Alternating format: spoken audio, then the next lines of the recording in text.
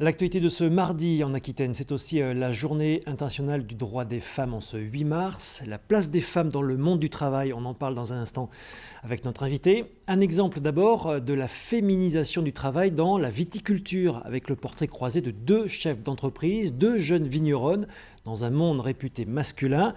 Quels sont leurs atouts, leurs difficultés aussi? Rencontre signée Jean-Pierre Stahl et Pascal Lécuyer.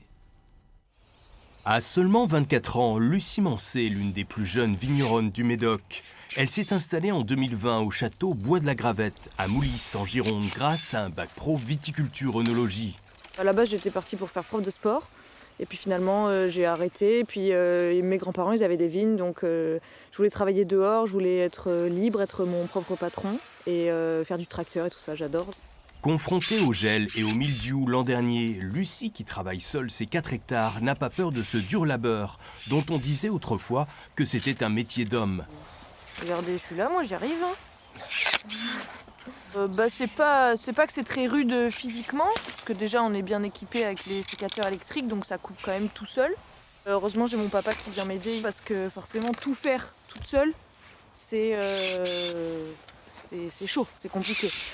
Un domaine hérité de sa mère, une passion familiale venue de ses grands-parents. Dans ce Médoc, elle y a trouvé ses marques en viticulture bio et en réalisant ses propres cuvées originales. Le fait d'être une fille, je pense que ça aide, déjà parce que ça intrigue, et voilà, ça pousse à la curiosité, donc ça je pense que c'est un atout dans une installation. Je sors des sentiers battus, je fais des choses qui m'amusent avec des noms rigolos, des couleurs vives, faut que ça pète. Je fais exactement ce que j'ai envie. En Lussac-Saint-Émilion, Julie Mercier, 33 ans, est ingénieure œnologue, tout comme son mari. En 2016, ils ont racheté la Grande Clotte et restauré le domaine. Nous, en tant qu'ingénieur œnologue, quand on a vu ça, on a dit c'est bingo parce qu'on a tous les bâtiments pour développer l'œnotourisme, trouver une maison pour nous, enfin voilà. Et en même temps, on a un outil de production de fou qui va nous permettre sur un super terroir de faire des très très bons vins.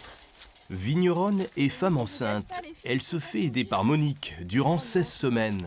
J'ai le droit à une remplaçante, Monique, qui est là pour m'aider, pour me remplacer pendant que moi je peux pas aller dans les vignes, et ça aide énormément et ça soulage énormément la charge mentale aussi.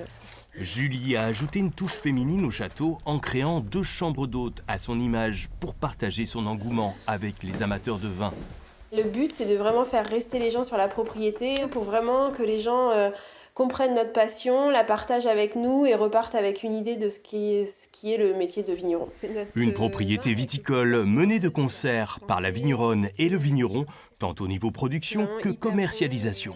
On est hyper complémentaires. Mathieu est plutôt chai, moi plutôt vigne, mais sinon on est vraiment interchangeables. Ouais. Julie et Mathieu produisent 50 000 bouteilles à l'année et voient leur développement touristique en plein essor.